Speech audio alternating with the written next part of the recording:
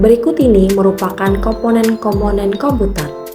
Terdiri dari hardware input, hardware proses, hardware output, dan hardware storage.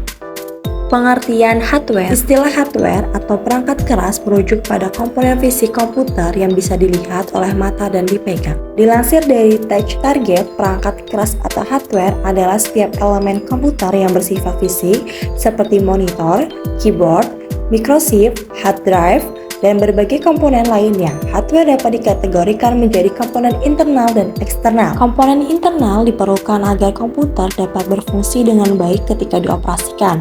Komponen internal secara kolektif memproses atau menyimpan instruksi yang disampaikan oleh program atau sistem operasi. Hardware eksternal ini dirancang untuk memberikan instruksi ke perangkat lunak atau input atau memberikan hasil dari eksekusinya atau output. Sementara komponen eksternal atau yang biasa disebut dengan perangkat peripheral dipasang ke komputer untuk menambah dan meningkatkan fungsionalitas komputer.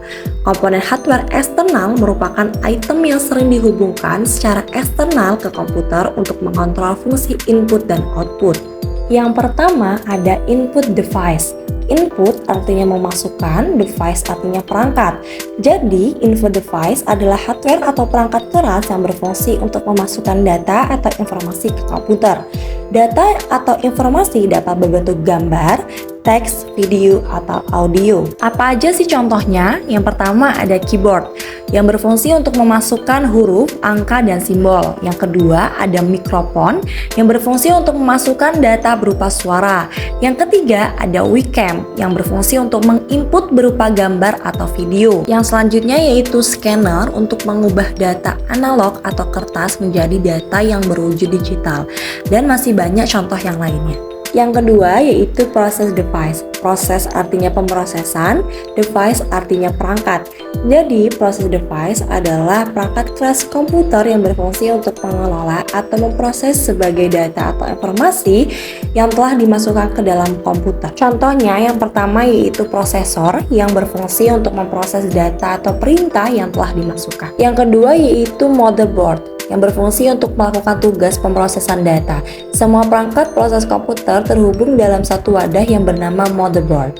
Motherboard adalah papan sirkuit utama yang menghubungkan seluruh perangkat proses komputer. Yang ketiga yaitu output device. Output artinya keluaran, device artinya perangkat. Jadi, output device adalah perangkat keras komputer yang berfungsi untuk menampilkan hasil dari pengelolaan peralatan pemrosesan. Hasil dari output tersebut bisa berbentuk gambar, teks, atau suara. Contohnya, yang pertama ada printer yang dapat menghasilkan atau mengeluarkan gambar atau teks pada media cetak. Yang kedua, ada monitor yang dapat menghasilkan atau menampilkan grafik atau gambar sebagai informasi. Yang ketiga, ada speaker, yaitu untuk mengeluarkan hasil suara, dan masih banyak contoh yang lainnya. Yang keempat ada storage device. Storage artinya penyimpanan, device artinya perangkat.